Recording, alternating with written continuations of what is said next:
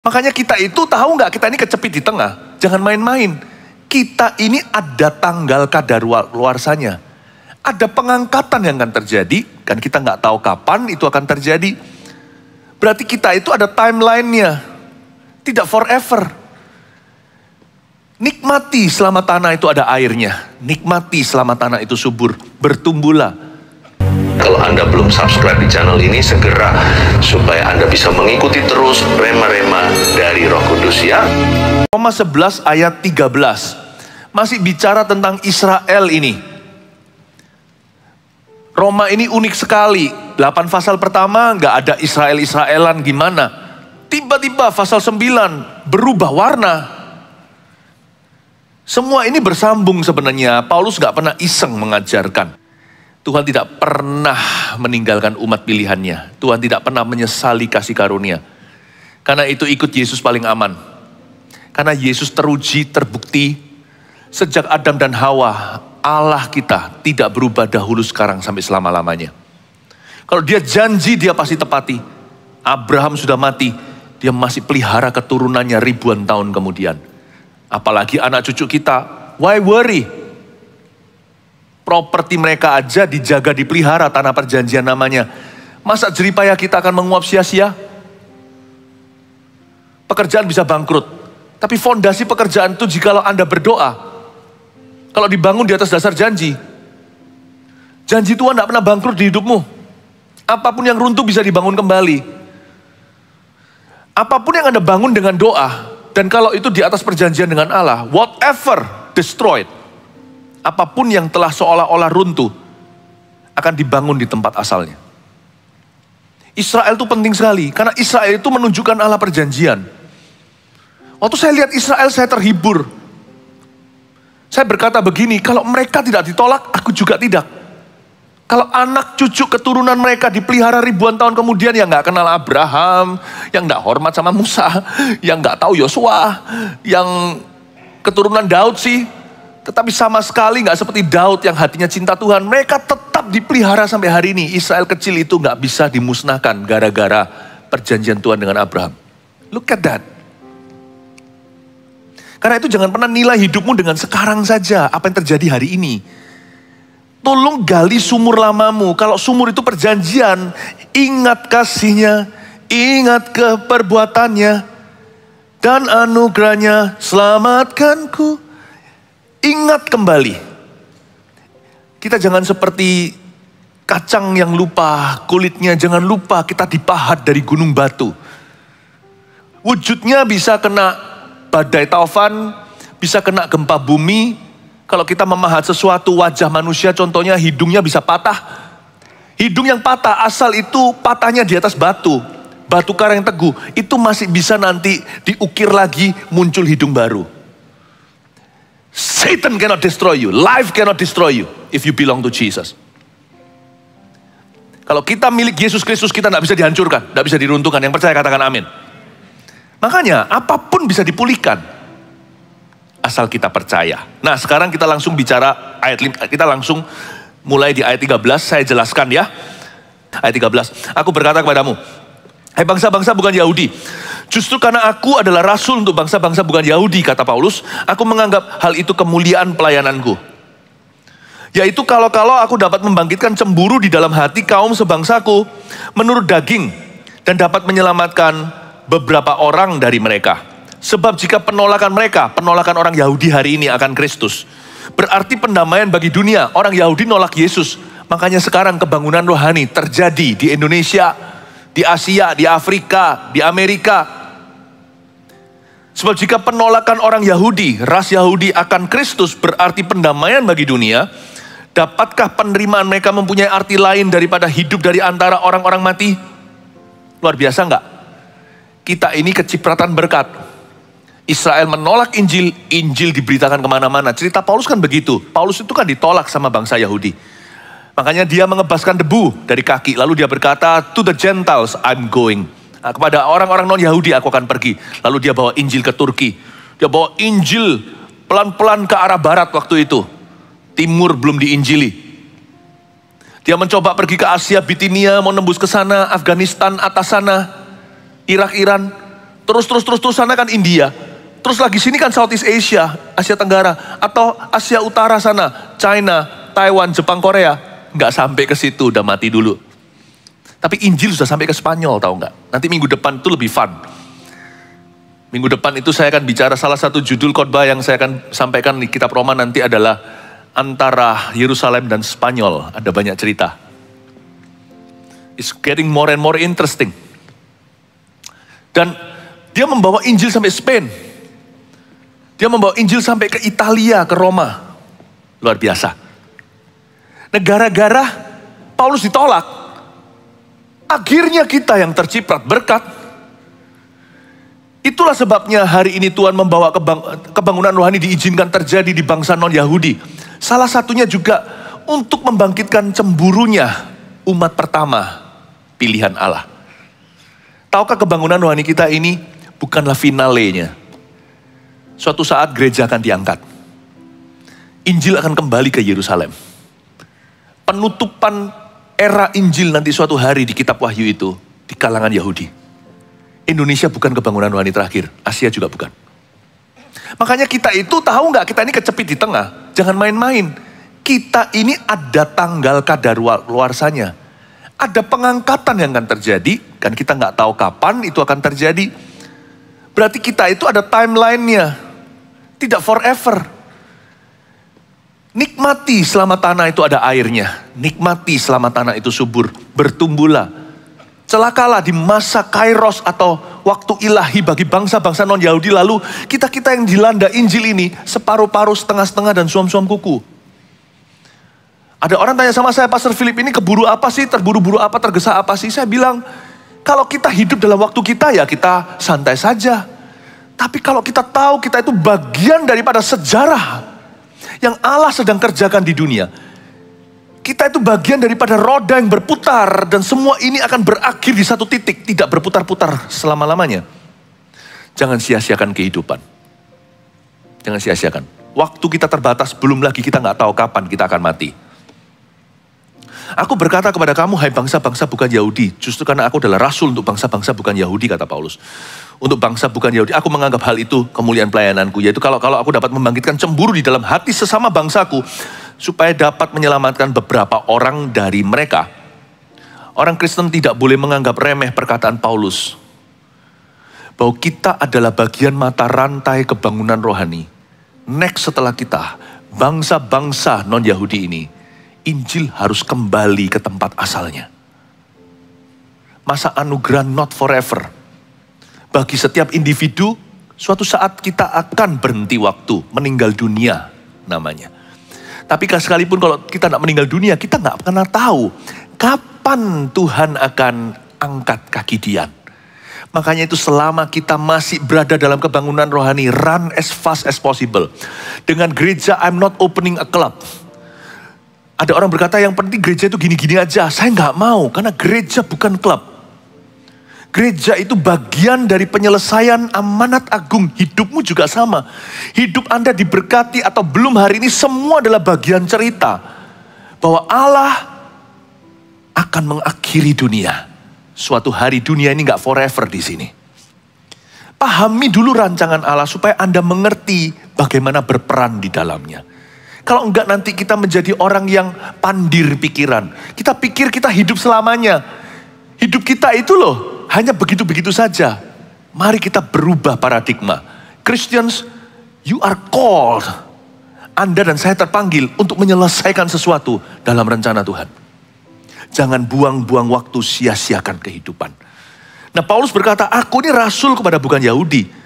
Tapi justru pelayananku adalah membangkitkan cemburu. Itu kemuliaan pelayanan saya.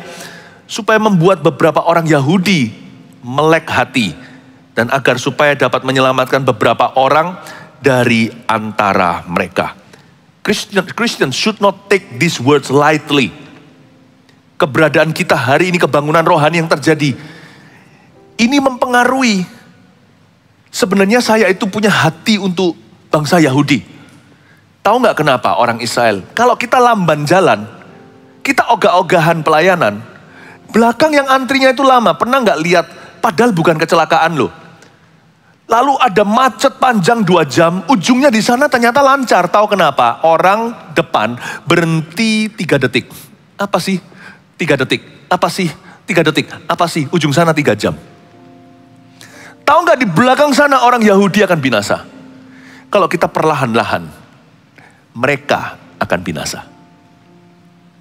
Kebangunan rohani kita ini sekarang, jam dindingnya mereka. Kalau kita lamban-lamban jalan, tambah lama Injil kembali ke tempat asalnya. Kebangunan rohani dan kehidupan kita hari ini adalah alarm clock-nya Tuhan untuk pengangkatan, entah kapan. Gak ada orang berani memprediksi, gak ada orang boleh. Gak peduli dia siapa, diurapi, atau terjadi mujizat dalam pelayannya. I don't care. Kalau Kristus berkata, aku pun gak tahu, bukan berarti Tuhan tidak maha tahu. Tuhan tidak sok tahu, supaya jangan ada di antara kita. Nanti ada pendeta yang merasa pangkat atau apa, lalu mulai memprediksi waktu, karena dia sok tahu. Gak boleh. Tapi tahu gak, kehidupan kita tuh mempengaruhi keselamatan orang lain.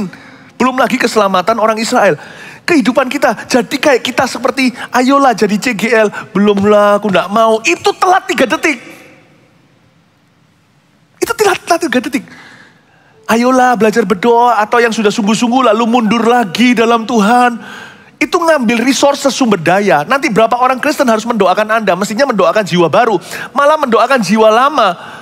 Lalu belum lagi mereka yang pakai pulsa, telepon Anda, ajak Anda ke gereja, padahal Anda sudah tahu kebenaran. Itu buang-buang waktu, itu buang-buang sumber daya, itu buang-buang resources. Harusnya tenaga yang sama bisa dipakai untuk menjangkau orang yang brand new. Makanya kita harus tahu bahwa kita ini jam dinding. Gak ada orang bisa berkata dosa-dosa gua urusan saya, mau masturbasikan seorang diri. Nggak bisa. Kalau Anda lakukan itu, Anda berubah. Orang lain akan kena dampak dan imbasnya. Apa yang Anda lakukan sebagai ayah akan kena. Yang nanti kepengaruh adalah anak-anaknya. Apa yang Anda lakukan sebagai ibu, suami, istri. Apa yang bahkan anak lakukan.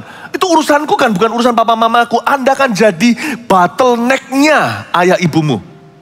Tahukah, whatever you do in the last days has consequences on other people.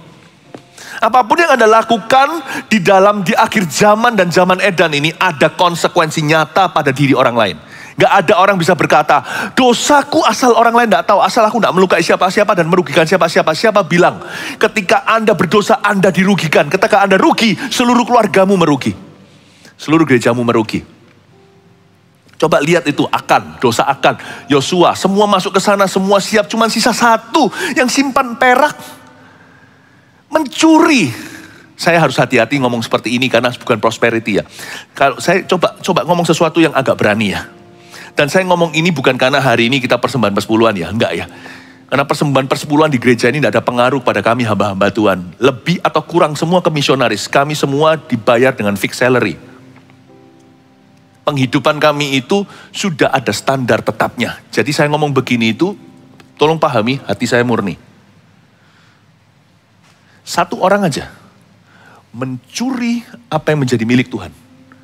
Maleaki mengatakan, bagaimana mereka mencuri, merampok aku dengan mereka tidak memberikan persembahan persepuluhan mereka. Satu orang aja, itu kan pengaruh untuk seluruh tentara. Can you imagine that? Satu orang seperti Akan nyimpan. Dia nggak mencuri loh, dia nyimpan. Ya mencuri sih, kalau yang Akan itu mencuri. Itu pengaruh ke seluruh tentara Yosua gak bisa masuk tanah Kanaan. You know you are so holy, everyone counts. Setiap jemaat Tuhan itu satu-satu itu suci dan kudus. Everyone, setiap orang itu diperhitungkan oleh Tuhan. Coba bayangkan. Makanya hari ini, saya bolong saat teduh. Percaya gak itu akan pengaruh kepadamu? Bukan saja karena saya gembala sidang. Saya sebagai orang Kristen akan mempengaruhi orang lain. Saya ngomong begini, saya kasih contoh saja supaya Anda mengerti. Setiap ketaatan yang Anda tahan, Anda menahan bukan hanya berkat atas hidupmu, tapi berkat atas orang lain. Setiap ketaatan yang Anda tunda, Anda menunda berkat orang lain juga. Saya ajarkan ini supaya kita belajar punya sense of responsibility lebih. Rasa tanggung jawab lebih. Ya kan? Aku bolong-bolong saat teduh, aku nggak sungguh-sungguh. Itu kan urusanku, not really. Itu karena Tuhan itu mengerjakan dalam diri kita itu potensi ilahi. Jadi nggak bisa kita itu hitung untung rugi itu dengan sekarang apa yang kasat mata. Andai kata orang itu nggak jatuh bangun dalam dosa atau maju mundur, orang itu hari ini udah dipakai oleh Tuhan lebih. Jadi cara berpikirnya itu dalam konteks potensi. Karena itu saya ajarkan kepada kita semuanya, Paulus berkata begini, ya, aku ingin membangkitkan cemburu di dalam hati bangsaku. Aku adalah seorang rasul bagi bangsa bukan Yahudi. Christian should take this passage, never to take this passage lightly. Kita harus menunjukkan kepada Israel the beauty of Christianity. Saya bersyukur. Saya itu diberitahu Tuhan seperti ini. Waktu saya dipanggil Tuhan untuk melayani. It's never just about you. Tidak pernah tentang dirimu atau generasimu saja. Apa yang kau lakukan sekarang ada konsekuensi yang panjang. Kita semua itu adalah mata rantai dalam kehidupan orang lain. Tapi saya tunjukkan skala besar, Israel. Tahukah Anda bahwa kita semua itu berpengaruh. Pengaruh kita lebih besar daripada yang kita kira. Saya belajar untuk mencintai orang Israel. Saya kasih contoh ya, waktu saya masuk ke Israel pertama kali, itu tahun berapa saya lupa. Itu masih norak-noraknya nih, saya masih masih norak lah. Saya ketemu di imigrasi itu saya liatin, gitu kan tentara-tentara tuh. Ya kan, periksa paspor saya di imigrasi. Saya lihat, wow ini orang Israel. Saya jarang lihat. Waduh saya lihat. Habis itu saya bangga gitu loh, senang. Nah suatu hari setelah masuk kesekian kali, saya di imigrasi, dibuat masalah padahal nggak ada masalah. Pernah enggak Anda ketemu ya apes-apesnya, Anda berada di suatu situasi, Anda orang baik, ya tiba-tiba gitu aja, pokoknya sistem harus ngerjai. Saya itu ditahan lama-lama, padahal saya nggak apa-apa. Ternyata nanti ujungnya dikembalin paspor juga lewat gitu aja, nggak ditanya apa-apa. Kadang-kadang dari waktu ke waktu memang ya mungkin itu sistem ya. Harus ngasih suatu pesan lah kepada semua pengunjung bahwa we are all powerful. Kita yang memegang paspormu di sini tuh kita itu yang maha kuasa. Jadi mungkin itu penting. Saya loh bukan teroris. Wajah gini kok teroris. Saya loh juga bukan orang, dia juga tahu saya pendeta atau apa. Mimpin rombongan waktu itu. Saya masuk ke dalam sana. Dilama-lama ditanya segalanya. Saya tanya gimana segalanya. Sit down. Oke. Waktu pertama kali saya masuk ke Israel, saya jatuh cinta sama keturunan Abraham. Hari itu saya marah sama keturunan Abraham. Lalu habis itu pas lagi di waktu di mana saya masuk ke Bethlehem. Dan di Bethlehem itu adakan KKR. Ada videonya namanya Palestine for Jesus. Nah, waktu saya KKR itu, siangnya saya ketemu dengan hamba-hamba Tuhan di kota tersebut. Dan mereka bukan orang Yahudi, tapi hamba-hamba Tuhan di Palestina. Waktu saya ketemu sama mereka, saya diajak debat sama mereka. Saya dipaksa untuk agree atau setuju dengan mereka bahwa Israel bukan lagi umat pilihan Allah sebagai bangsa. Tapi sekarang orang Kristen, anak Tuhan. Jadi Israel Tuhan sudah lupakan. Saya ngomong sama mereka nggak bisa. Kalau gitu berarti orang Kristen juga nggak punya rasa aman. Kalau Tuhan bisa kayak gitu mengkhianati Israel, Tuhan bisa mengkhianati kita. Orang-orang Kristen juga suatu hari. Bukankah Allah Israel itu menjadi Allah kita? Bukankah Tuhan Israel menjadi Tuhannya gereja? Saya dipaksa. Padahal hati saya itu aji mumpung. Saya barusan dikerjain di imigrasi. Waktu saya masuk ke sini. Sekarang saya dapat boloh, dapat teman. Ajak sama-sama benci. Karena mereka kan gak suka. Meskipun mereka anak Tuhan, tapi ada politik praktisnya di dalamnya. Mereka ajak saya untuk sama-sama agree with them. Untuk denounce Israel. Saya berkata sama mereka, pastors. Saya masih ingat saya di sekolah Alkitab waktu itu. Pastors, I cannot hate Israel. Because God loves Israel. Padahal saya baru dikerjai di imigrasi. Masih ada kesel-keselnya dikit. Apa-apaan sih? Ya kan? Tapi di dalam hati saya, sekalipun saya bisa juga menyimpan rasa gak terima tadi itu loh. Buang-buang waktu berapa jam. Tapi ketika saya diajak, dibujuk untuk membenci umat Tuhan, saya gak bisa. I cannot. gara-gara saya tidak mau berdiri dengan mereka. Keesokan hari waktu KKR, di alun-alun kota itu, nggak ada satupun di antara para hamba Tuhan itu muncul. Penterjemah saya pun akhirnya hengkang. Saya dibiarkan sendirian hingga satu orang Arab wanita yang datang umur 19 tahun ngomong sama saya, I volunteer to be your translator, menjadi penterjemahmu. You know what? Paulus berkata seperti ini. Don't take it lightly. Kamu kuberikan kekristenan, kata Tuhan. Itu kamu berhutang budi sama orang Yahudi. Coba bayangkan. Kita baca dulu ayat yang berikutnya, ayat 16. Jikalau roti sulung adalah kudus, maka seluruh adonan juga kudus. Dan jikalau akar adalah kudus, maka cabang-cabang juga kudus. Karena itu apabila beberapa cabang telah dipatahkan dan kamu sebagai tunas liar telah dicangkokkan diantaranya dan turut mendapat bagian dalam akar pohon zaitun yang penuh getah.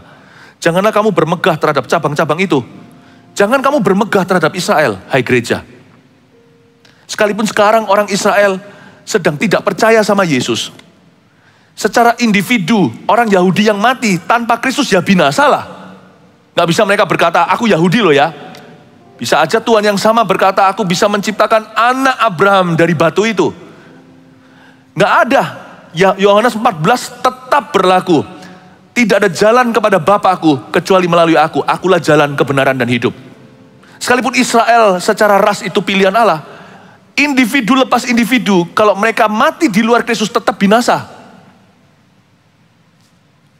Tapi Alkitab mengatakan dengan jelas ayat 18, ini juga pesan untuk harusnya hamba-hamba Tuhan tersebut di Palestina. Janganlah kamu bermegah terhadap cabang-cabang itu. Allah tidak meninggalkan Israel. Kalau sampai Allah meninggalkan Israel, curigalah Allah juga akan meninggalkanmu, karena dirimu tidak lebih baik dari orang Israel kok. Sama saja tegar tengkuknya. Coba ya saya jelaskan supaya Anda mengerti dulu. Saya kasih background story. Jikalau kamu bermegah, ingatlah bahwa bukan kamu yang menopang akar itu, melainkan akar itu yang menopang kamu. Betul sekali. Alkitab yang Anda pegang ini, royalti ke Yahudi. Sadarkah Anda? Kejadian sampai Wahyu, semua ditulis oleh Jewish, kecuali satu. Mungkin Dr. Lukas menulis kisah para rasul dan Injil Lukas itu. Semuanya yang lainnya Yahudi semua.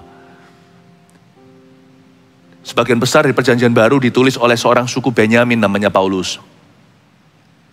Kejadian, Keluaran, Imamat, Bilangan, Ulangan itu suku Lewi.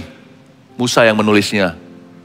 Mazmur itu dari suku Yehuda, Daud banyak sekali di dalamnya, Salomo juga ada. Yesaya itu nabi dari situ, Amos semuanya nabi dari Israel Utara atau nabi dari Yehuda di bawah. Ini ya, royaltinya orang Yahudi. Yang Anda pegang ini semuanya Jewish. Makanya saya bilang sama pastor-pastor itu, how can I hate the Jews? I cannot. Karena Alkitab mengatakan bahwa kamu itu ditopang oleh akar itu, kamu itu cabang. Jangan bermegah, kamu jangan bermegah terhadap cabang-cabang itu. Karena Alkitab mengatakan di ayat 16 sekali lagi, jikalau roti sulung adalah kudus, maka seluruh adonan juga kudus. Jikalau akar adalah kudus, maka cabang juga adalah kudus. Berarti ada roti sulung, ada akar yang adalah kudus. Tahu nggak? Akar iman kita itu Jewish root. Akar iman kita itu Jewish root. My Savior was Jewish. Jesus Christ. Makanya waktu saya diajak untuk membenci orang Yahudi, saya bilang sama para hamba-hamba Tuhan, mana gua bisa?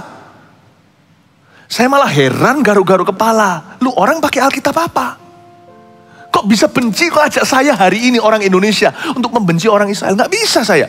Saya juga nggak membenci orang Palestina, saya ngomong sama dia, saya nggak membenci siapa-siapa, karena benci itu bukan kerajaan Allah.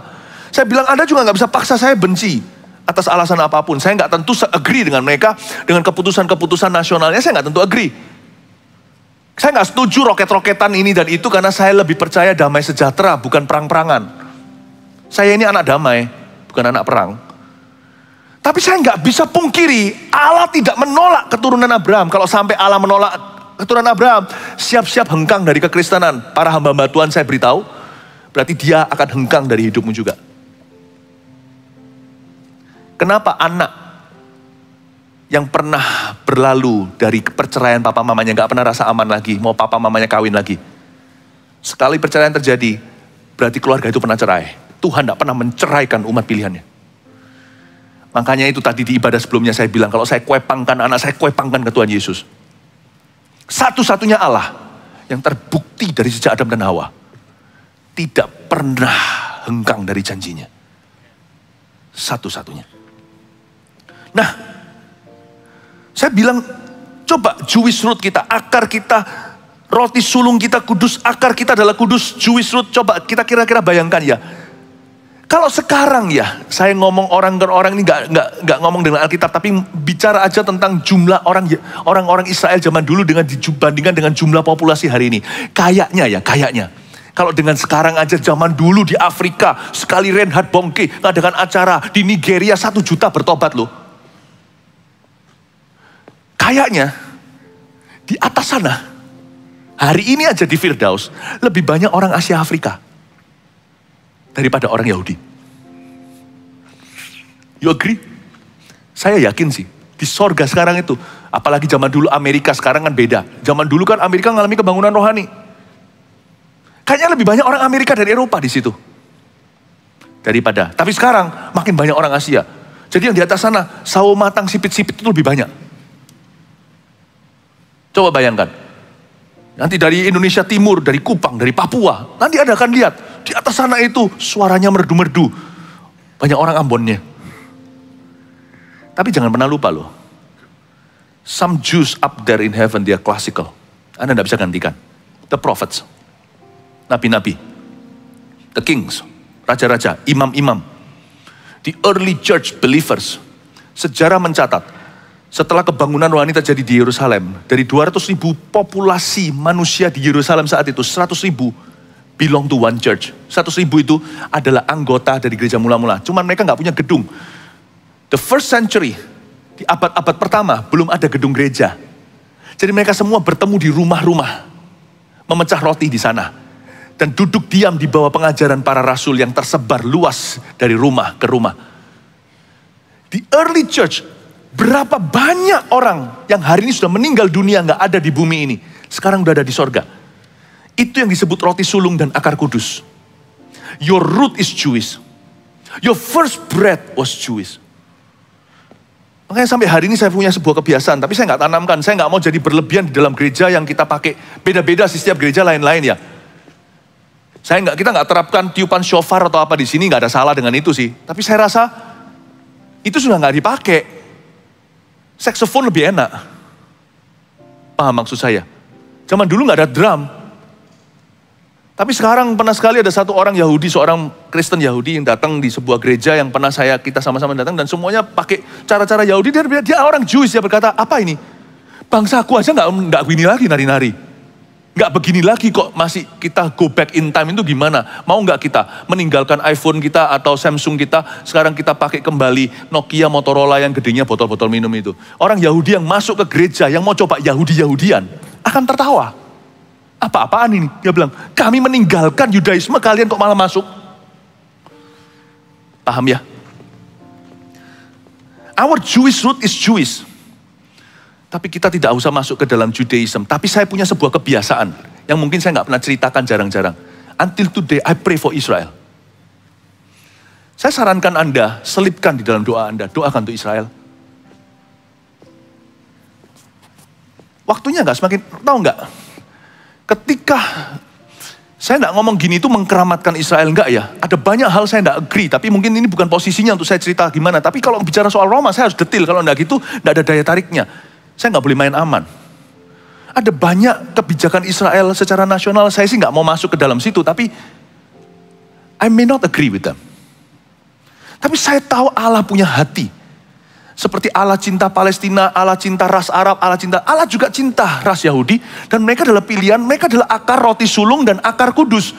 Alkitab yang kita pegang ini loh, gitu aja lah paling gampang. Saya berdoa terus untuk Israel, agar Israel bertobat. Setiap kali saya berdoa untuk Israel, hati saya membara untuk Indonesia, aneh ya. Dan setiap kali saya berdoa untuk Indonesia, saya membara untuk orang di kiri kanan saya. You know, you can't pray for Israel without having a revival of your own. Karena orang yang mendoakan Israel agar Israel cepat diselamatkan, otomatis mengundang kebangunan rohani di negaranya, supaya negaranya cepat kelarkan amanat agung. Karena nanti Israel adalah antrian berikutnya. Saya sampai hari ini menerapkan untuk memberkati Israel. Tahun 1948 setelah Hitler tahun 45 itu peperangan rohani sampai perang dunia yang kedua. Jerman kan jatuh setelah itu. Jerman dulu superpower. Tahu nggak siapa yang bantu Israel? Waktu yang membantu Israel untuk berdiri sebagai negara itu England kan? Great Britain maksudnya. Lihat mereka jadi diberkati Tuhan seperti apa negaranya. Tapi ketika mereka berbalik kucing, mereka seolah-olah berkhianat terhadap Israel. Lihat apa yang terjadi, Great Britain jadi ompong. Do you see that? Saya enggak ngomong ini mau ajak Anda ke Israel, enggak. Saya ceritain Anda bahwa Israel adalah clock-nya Tuhan. Dan Anda jangan coba ubah itu seperti beberapa hamba Tuhan di Palestina yang saya temui waktu itu. Don't ever try that. Meskipun saya lagi keki, dikerjai sama imigrasi Israel waktu itu, saya enggak punya hak untuk mengubah firman Tuhan. Your personal feeling, reserve it for you. Kalau Anda punya perasaan pribadi, simpan sendiri. Makanya itu jangan pernah kita itu, kalau kita lihat satu gereja diurapi atau apa, jangan Israel lah. Perasaan pribadimu simpan untuk opini. Dan kalau apa yang perlu Anda sesuaikan untuk urusan pribadimu, lakukan itu hakmu. Tapi jangan membuat sebuah statement yang luas, dan kita serang hamba Tuhan, kita serang gereja, kita serang gerakan. Don't do that. Because when God loves something, and you hate that thing, God's love not coming your way.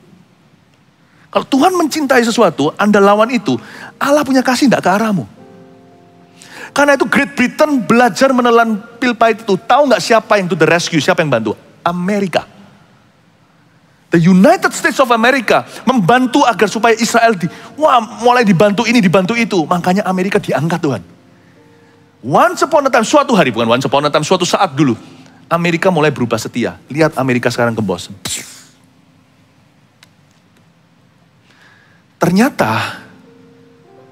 Ternyata Tuhan masih memberkati Abraham. Anak cucumu, keturunanmu akan seperti pasir. Dan siapa memberkatimu akan kuberkati, siapa mengutukimu akan kukutuki. Saya ajari kita untuk mengerti ini, bukan berarti kita syofar-syofaran, enggak. Jangan buat orang Yahudi yang percaya Yesus tertawa di gereja kita. Lu orang kok masuk ke Yudaisme kita keluar. Loh gak apa-apa, saya gak anti dengan syofar. Silahkan. Gak gampang loh. Gak keluar apa-apa kecuali ludah. Gak keluar apa-apa, gak gampang, itu susah. Ya, bagi saya gak akan masuk ke situ. Itu salah satu instrumen aja. Bagi saya tidak sesakral apa, yang sakral itu hatinya. But remember one thing. When you love Israel and pray for Israel, you shall be blessed too. Tuhan punya covenant dengan Abraham belum di-cancel loh. Notaris mana yang berani mengakui Tuhan sudah meng-cancelnya? Tuhan berkata, I will bless whoever blesses you. I will curse whoever curses you. Itu masih berlaku. Jadi hati-hati juga dalam kehidupan kita aplikasinya. Kalau Allah sedang bekerja di sebuah tempat. Dan Anda tidak enak hati mungkin karena ada kejadian kecil. Hati-hati jangan pertaruhkan seluruh nyawamu dengan menentang itu. Karena kalau Allah ada apinya di sana, you jump into the fire and dance. Lompat dalam api itu dan turut menari. Jangan sampai mengutuki api itu dan api itu membakarmu. Israel adalah seperti api menghanguskan, membakar.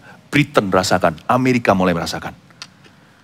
Coba pahami ini supaya Anda mengerti bahwa Allah punya kairos dan pilihan. Dari sini saya ngerti, wow, padahal Israel terus terang kalau saya opini, kalau Anda tanya saya nggak demen-demen banget. Dealing sama orang Yahudi terus terang saya harus hati-hati ngomong begini sama dengan kita nggak boleh rasan-rasan hamba Tuhan. Karena Israel adalah hamba Tuhan. Kalau saya terus terang ditanya, saya suka nggak? Terus terang nggak suka. Saya lebih suka orang Indonesia lebih ramah. Saya lebih suka orang-orang di Jawa yang lebih jujur, lebih tulus. Saya nggak terlalu suka Jacob sebenarnya, terus terang. Yakub nggak terlalu demen. Karena orangnya itu begitu. Nggak terlalu suka. But let me save my opinion to me. Tapi saya ajarkan bahwa Allah tidak pernah melupakan Abraham, Ishak dan Yakub, termasuk Yakub yang arti kata Yakub itu deceiver atau penipu. Saya ajari Anda di sini bahwa sekali Allah memilih seseorang, Allah setia sama orang itu. Berarti juga berlaku bagimu. Kalau Allah memilihmu, percayalah Allah setia. Kasih tepuk tangan untuk Tuhan. Dari sini saya ngambil semua doktrin-doktrin saya. Tuhan membenci perceraian, saya jadi ngerti. Karena Tuhan itu setia. Makanya yang dekat sama Tuhan buahnya itu kesetiaan. Tuhan tuh gak balik kucing orangnya. Tuhan itu bukanlah seperti kita yang anjing kembali ke muntahnya. Tuhan itu gak pelin-pelan. Satu hal yang saya pelajari dari Allah Israel yang menjadi Allahku hari ini. My God tidak pelin-pelan. Sekali dia jatuh cinta, makanya itu saya percaya orang kalau kepenuhan Tuhan gak mungkin dia sebentar cinta itu, sebentar cinta ini, ngumbar cintanya di mana-mana, gak mungkin. Orang kalau dipenuhi dengan Tuhan, dia sekali cinta sama satu orang, dia akan cintai orang itu seumur hidup. Itu sifatnya orang yang punya Tuhan. Saya belajar di mana? From the God of Israel.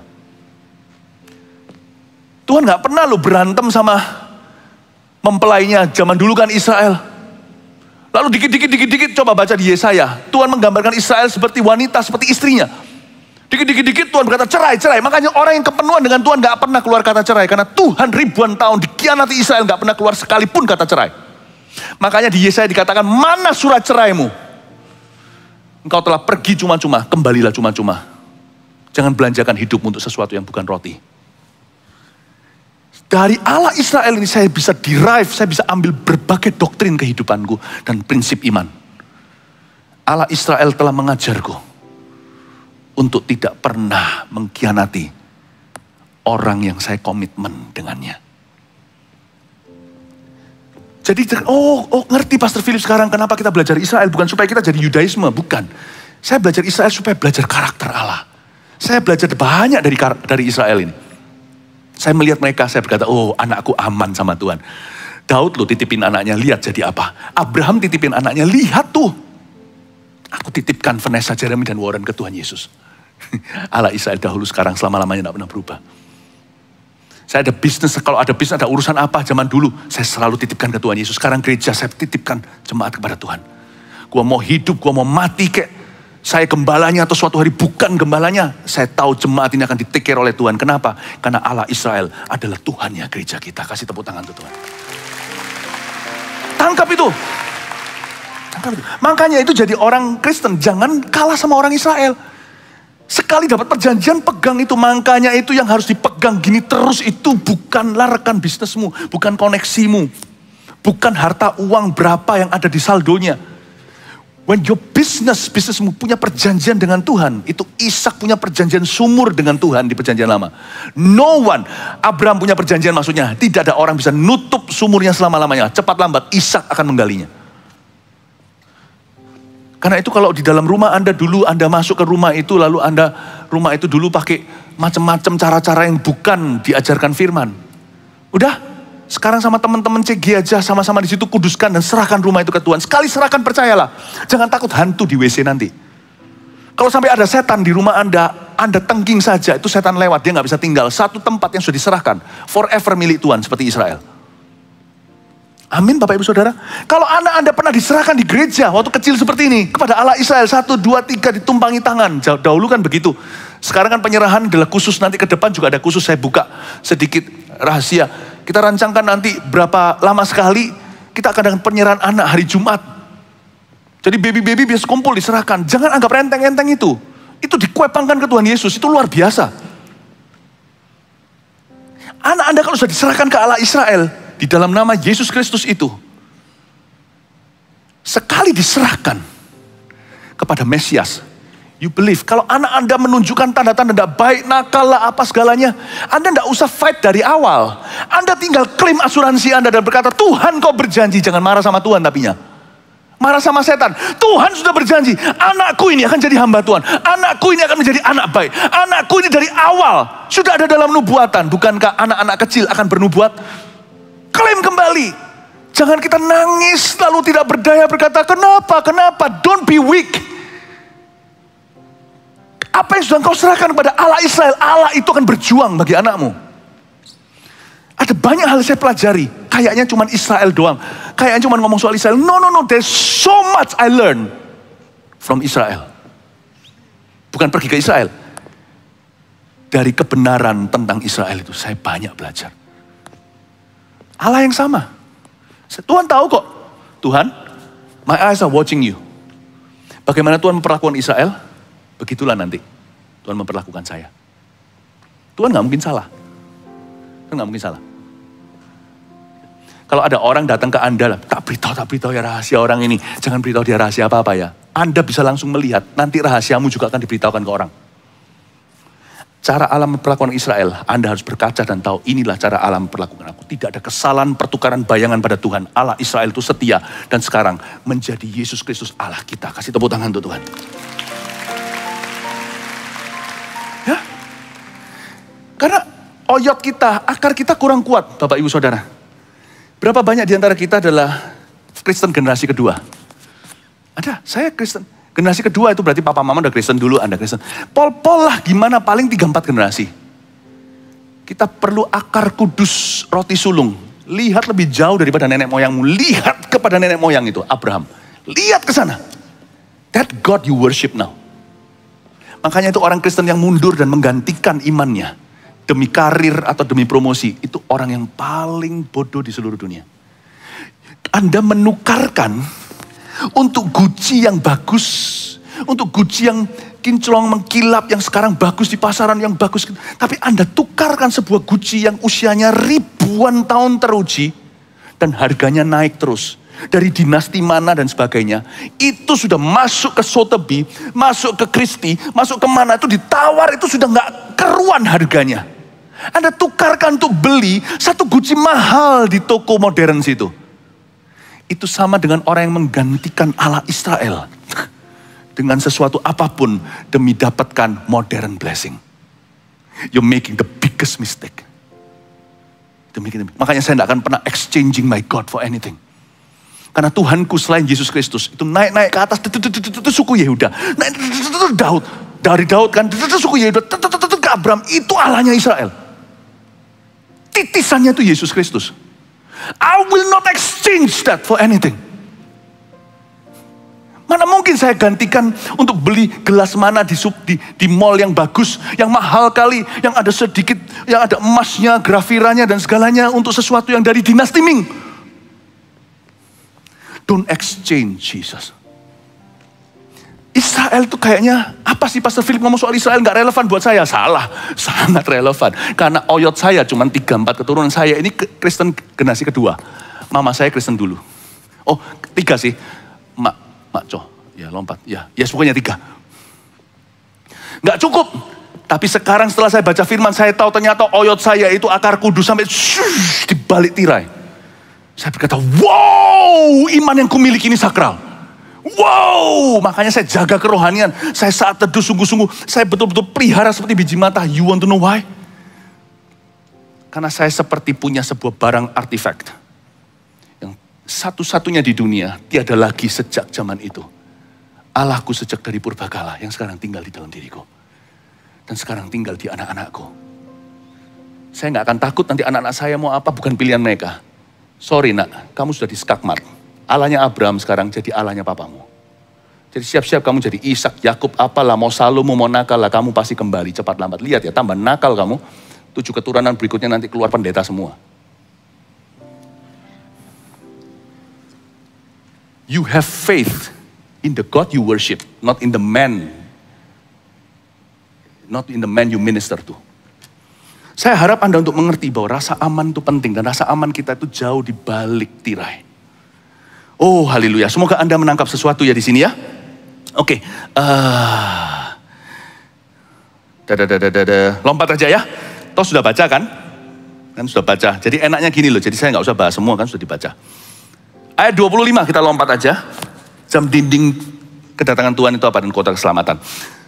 Penyelamatan Israel, oke ya. Ini cerita tentang Israel nanti diselamatkan. Sebab saudara-saudara, supaya kamu jangan menganggap dirimu pandai, aku mau agar kamu mengetahui rahasia ini. Dari tadi kan saya bicara tentang rahasia, sesuatu yang mungkin kalau Anda pikirkan sendiri tidak muncul itu. Tapi waktu saya bahas begini baru buka ya. Sebab saudara-saudara, supaya kamu jangan menganggap dirimu pandai. Aku mau, kata Paulus, agar kamu mengetahui rahasia ini. Sebagian dari Israel telah menjadi tegar hari ini. Tidak semua sih. Di zaman-zaman tahun berapa awal-awal 1900 sekian puluh, 70 kalau nggak salah, ada Jesus Movement atau apa.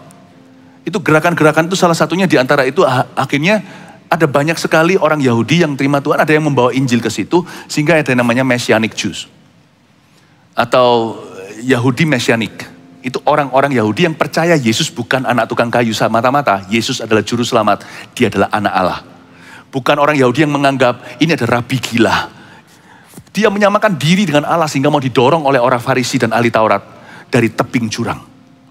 Ada orang-orang begitu, jadi tetap ada. Jadi Paulus itu akurat sekali. Dia berkata, jangan menganggap dirimu pandai, aku mau agar kamu mengetahui rahasia ini. Sebagian dari Israel, memang tidak semua murtad, sebagian dari Israel telah menjadi tegar. Tapi dibandingkan dengan apa yang terjadi di Indonesia, gereja seperti ini di Israel nggak ada. Kalau ada gereja di situ tuh kebanyakan orang-orang pendatang, orang Amerika, orang Inggris, orang apa segalanya. Ya, tapi orang Yahudinya sendiri nggak ada yang begini banyaknya. Saya nggak pernah dengar sih, atau saya kurang pergi. Sebagian dari Israel telah menjadi tegar. Sampai jumlah yang penuh dari bangsa-bangsa lain telah masuk. Oke, sampai jumlah yang penuh dari bangsa-bangsa lain telah masuk. Wow. Ini yang saya sebut kuota keselamatan. Pahamkah Anda? Pahamkah Anda? Ini implikasinya kepada hidup kita, langsung ke rumah tangga kita. Selain ke Israel.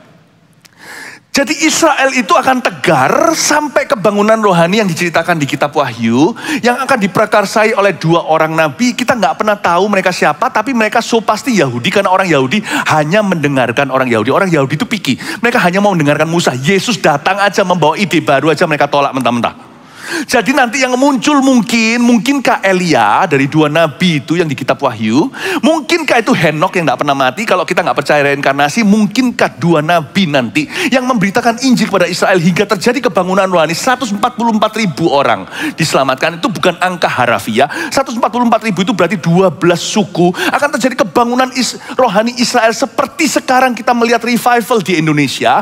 Orang-orang cinta Yesus, cinta setengah mati sama Tuhan, nanti akan terjadi.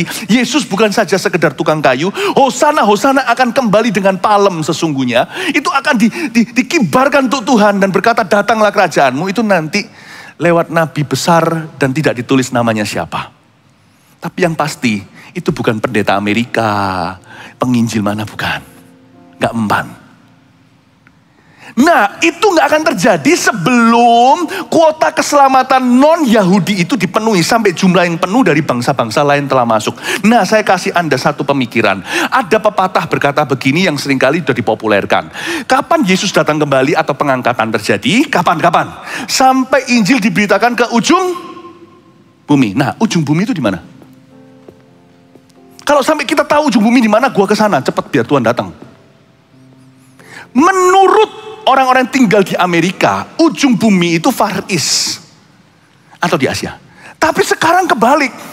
Orang-orang Korea injili Amerika. Mereka rasa Amerika itu ujung dunia. Karena pesawat ke sana jet lag-nya enggak keruan. Jadi ujung dunia itu mana, saudaraku? Make sense toh? Saya ajak Anda mikir ya, supaya Anda mengerti. Ini nanti saya tunjukkan aplikasinya dalam hidupmu. Ujung dunia mana? Ada orang berkata Papua Nugini. Atau tempat-tempat yang masih pakai koteka. Mana ada sekarang hidup dalam zaman batu, mungkin masih ada. Tapi sekarang zaman internet. Berapa miliar yang berinternet? Jadi sebenarnya siapa sih nggak pernah dengar Injil? Ya kan? Shalom pemirsa itu di mana-mana tinggal bahasanya. Subtitle pun ada. So, where is ujung bumi? Tuhan niat datang nggak? Kalau Tuhan bilang Tuhan akan datang kalau ujung dunia Injil diberitakan. Mana patokannya? Ayo, yang mana? Ada orang lagi berkata Injil akan dikembalikan ke Yerusalem baru kesudahnya. Jadi gimana? Apa? What's right? Ini memberikan sebuah balancer. Ujung bumi betul. Tapi Paulus menunjukkan sebuah rahasia baru. Bukan rahasia baru, ini firman suci. Saya ulang lagi ya.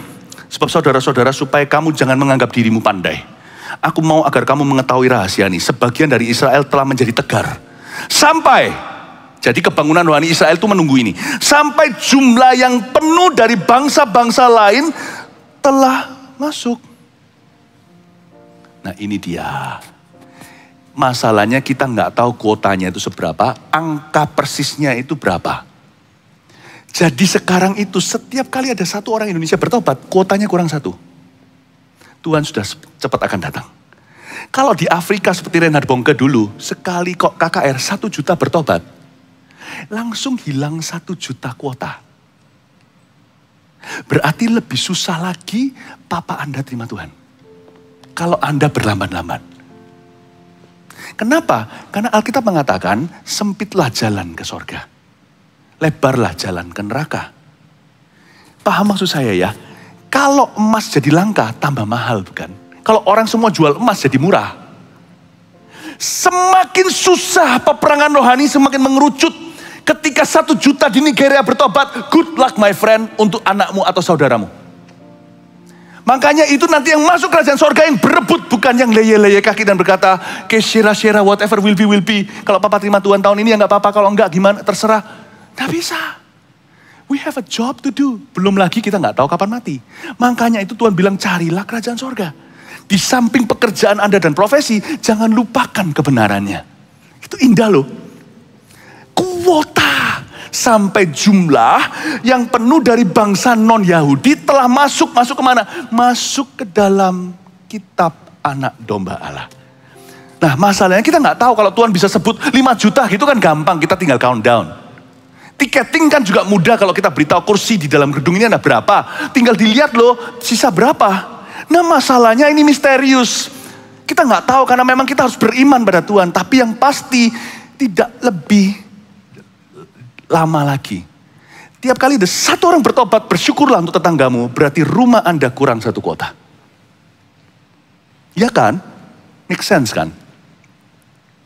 Itu loh implikasinya buat kita yang selama ini suka mengulur melayani Tuhan atau melayani sesama, atau yang suka berkata nanti saja saya injili istriku, atau saya injili suamiku atau tetanggaku. Di situ. Saya jadi ngerti sekarang. Masalahnya kita nggak tahu persisnya berapa tuh jumlahnya. Tapi setiap kali ada 1 orang bertobat, bersyukurlah, malaikat di sorga bergembira. Tapi 1 kursi telah lenyap. Emasnya jadi naik. Masalahnya bukan masalah harga. Harga sudah dibeli Tuhan dengan darahnya. Berarti cuma-cuma. Orang tinggal percaya. Tapi kalau semua medan perang semakin sempit, percayalah semua setan numpuk ke situ. Untuk memastikan gak masuk lagi dari sana. Peperangan rohani itu akan semakin eskalasi, tidak semakin decrease. Itu satu hal. Sejak tahun 1948, banyak nubuatan di Alkitab sudah digenapi. 48 adalah berdirinya Israel jam dinding untuk kita, gereja-gereja, untuk tidak lengah. Sebelum menjadi sebuah negara, karena semua berita firman, nubuatan di kitab Daniel, Zakaria, apa semuanya itu semua satu-satu mulai nampak. Sebelum Israel jadi bangsa, gak apa-apa, gereja masih santai saja. Sejak tahun 1948, ketika menjadi the state of Israel, no play already. We are already in the last day of the last day. Saya gak ngerti, saya gak bisa berkata, oh saudaraku tinggal 4 bulan, gak bisa. Kalau 4 bulan setelah itu tuayan, nah itu masih masuk akal. Tapi saya gak ngerti, kedatangan Tuhan gak ada orang bisa prediksi. Tapi sejak tahun 48 jam dinding itu mulai muncul loncengnya tong. Kita sudah tidak longer day to the coming of Christ. Cuman kita nggak bisa menebak waktu, jam, tanggal, bulan, tahun itu sesat. Siapa yang menebak itu sesat? Nggak bisa. Tapi saya kasih patokan sebelum 48. Gereja-gereja tahun 1920, 1930, bahkan 940 lah. 1940. Nggak apa-apa, santai saja. Pelan-pelan aja lah. Melayani kalau ada waktu, mengasihi kalau bisa. Beritakan Injil kalau memang mau. Nggak apa-apa. Setelah 48, don't even think about it. Satu hal yang saya bisa prediksi. Saya nggak berani ya, saya harus hati-hati soal ngomong begini. Satu-satu yang bisa saya prediksi. It's not gonna be longer. It's sooner than longer. Lebih cepat daripada lebih lambat. Setelah 48, tidak lebih lambat. Supaya Anda mengerti. Kalau gitu Pastor Philip ini sudah mau datang nih Tuhan. Kalau gitu besok saya quit dari pekerjaan saya. Saya akan di menara doa terus. Nanti siapa yang kasih makan? Nanti kan kita minta. Enggak, jangan begitu. Investasilah. Asal bertanggung jawab. Asal bukan yang spekulasi abal-abalan. Ya, investasilah tapi bukan sesuatu yang sifatnya itu mau kaya cepat. Produknya apa nggak jelas, hulu hilirnya. Bekerjalah, kembangkan talenta, menikahlah. Kalau gitu buat apa menikah ya? Sebentar lagi kan sudah menjadi mempelai Kristus. Nanti sakit hati kalau diambil sama orang lain. Menikahlah, rencana punya anak, sekolahkan tinggi-tinggi. Perempuan jangan dibedakan dengan laki-laki. Make all the planning. Tapi remember, ingat. Christ coming is not longer, it is sooner. Tidak lebih lama, tapi lebih cepat. Cara kita memandang gitu. Dan sekarang Paulus tambahkan, sampai jumlah yang penuh dari bangsa lain telah masuk. Jadi ada kuotanya. Nah suatu saat kelak kalau ada orang berkata sampai semua orang mendengar Injil ya kan. Ada lagi satu pepatah, iya itu iya. Tapi bagaimana dengan bayi lahir? Pernah mikir gak?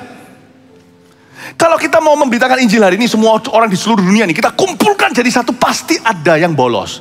Karena mereka aduh mau melahirkan, pasti akan ada yang pergi ke baby ward atau kepada tempat bersalin. Pasti banyak. Setiap menit berapa bayi yang lahir setiap detik. Jadi kapan tepatnya semua orang mendengar Injil itu kapan? Anak umur berapa? Anak umur 3 sudah bisa ngerti? 4 ke 5 kalau jarak 1 bulan itu beda lagi. 6, 7 apa fine line-nya? Saya cuma bayangkan aja, saya nggak ngomong hanya di Alkitab tapi hikmat. Suatu saat nanti Tuhan akan berkata enough. Tuhan akan berkata enough. Tuhan berkata selesai. Dan Tuhan datang. Pada waktu itu bayi masih lahir. Waktu Tuhan berkata, aku datang, waktu itu masih akan ada orang yang dari umur 6 mulai bisa mikir jadi ke umur 7. Happy birthday to you, masih ada. Kalau nanti suatu hari di sorga, kita lihat anak-anak kecil di sana, jika, if ya. Percayalah itu semua kasih karunia. Kalau memang iya, jikalau kita melihat mereka di sana, mereka yang tidak pernah dengar Injil, tapi langsung diangkat sama Tuhan. Yang umur 2, umur 1, bayi baru lahir 3 bulan, gimana Injili? Nggak ngerti lah. Terakhir ada satu orang tunjukkan satu anak-anaknya atau cucunya nggak tahu yang nonton saat teduh. Saya khotbah tentang Allah Tritunggal. Nah anak kecil itu masih baru angkat kepala. Tapi ya lucu, bisa ikut di saat teduh terus ikut gini. Ya bagus itu tren-trenan mamanya. Dari kecil udah dengarkan firman Tuhan. Ya kan? Lalu dia nggak ngerti lah. Mana dia ngerti Allah Tritunggal? Ya kan? Kalau sampai Tuhan datang hari itu. Pas kita lagi saat teduh lalu diangkat. Anak itu kalau ada di sorga, itu kasih karunia Allah. Karena anak itu tetap adalah keturunan Adam. Dia lucu sekarang, tapi nanti kalau sudah ada hormonnya, gak terlalu lucu loh. Dia juga bisa dosa loh. Anak itu belum teruji potensi. Berarti dia masih bisa buat kesalahan jikalau situasi, kondisi, iklimnya memaksa dia. Bapak, Ibu, Saudara, at some point God will say, my grace is done. Dan dia akan memberikan the grace, the last graces. Kasih karunia kepada beberapa orang.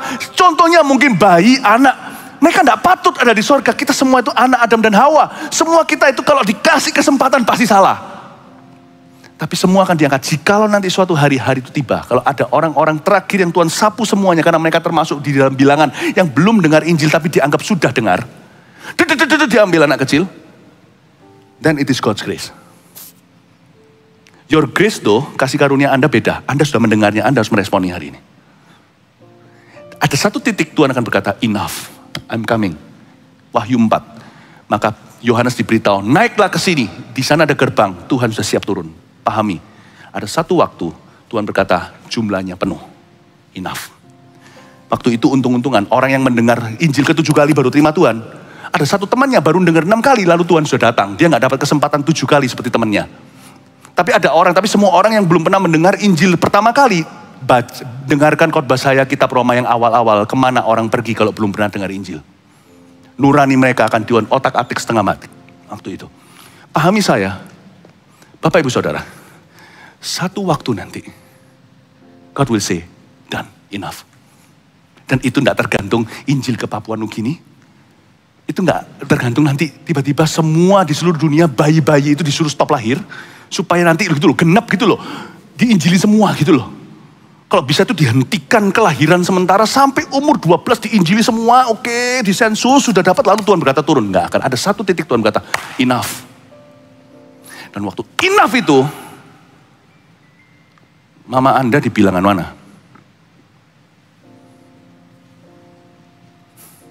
Ibu Anda di bilangan mana? Selamat atau binasa?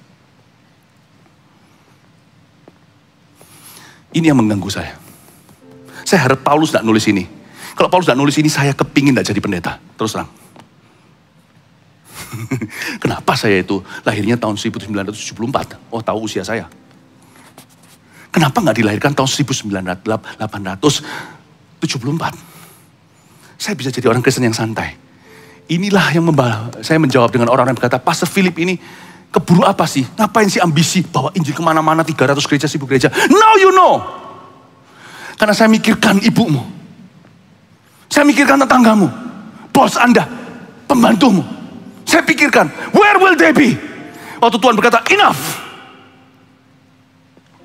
Kalau saya injilin sekali mereka belum mau, tak injilin 7 kali. Kalau Tuhan belum datang 14 kali tak injilin.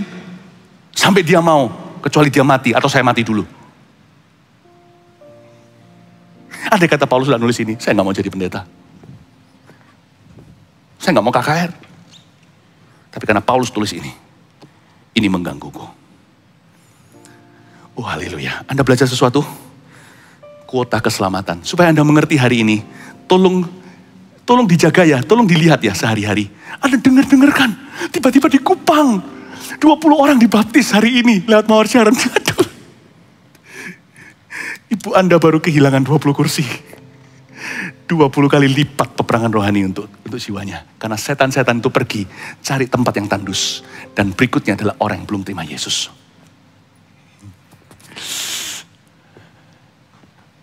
1 Petrus 4 ayat 7. Kesudahan segala sesuatu sudah dekat. Karena itu, kuasailah dirimu dan jadilah tenang, supaya kamu dapat berdoa.